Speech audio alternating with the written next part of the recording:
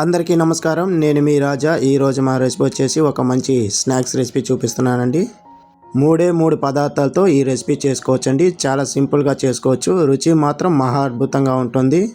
ఇది ఒక్కసారి చేసి పెట్టారంటే 1కి 4 తింటారు. అంత రుచికరంగా ఉంటుంది. చాలా బాగుంటుంది.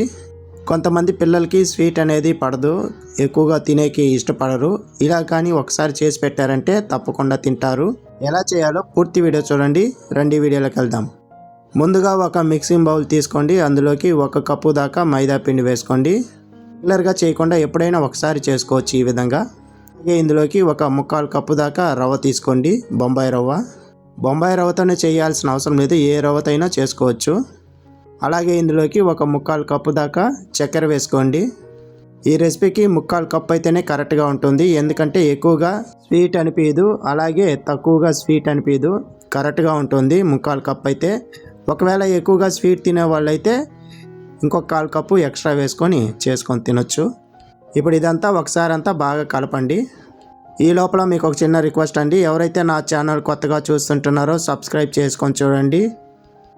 బెల్ ఐకాన్ ఆన్ చేసి పెట్టుకోండి. నేను పెట్టే ప్రతి వీడియో మీకు నోటిఫికేషన్ ద్వారా వస్తుంది. చాలా ఈజీగా చూసుకొని చేసుకోవచ్చు.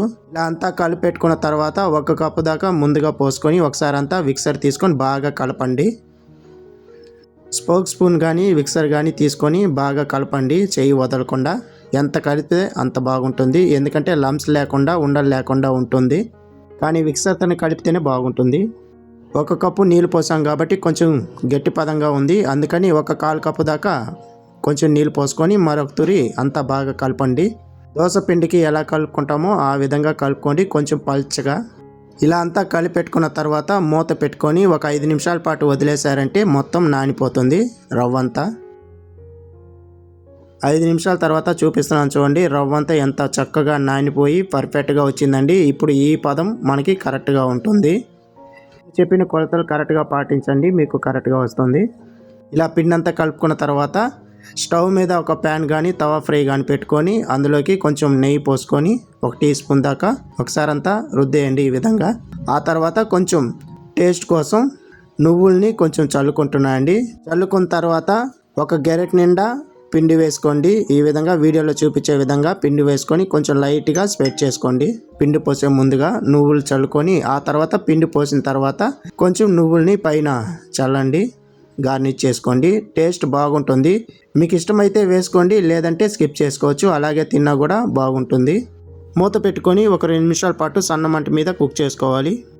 2 నిమిషాల తర్వాత కొంచెం నెయ్యిని పైన రాసుకొని రెండో వైపు కూడా తిప్పుకొని మీడియం మంట మీద ఒక 2 నిమిషాల పాటు కుక్ చేశారంటే పర్ఫెక్ట్గా వస్తాయి.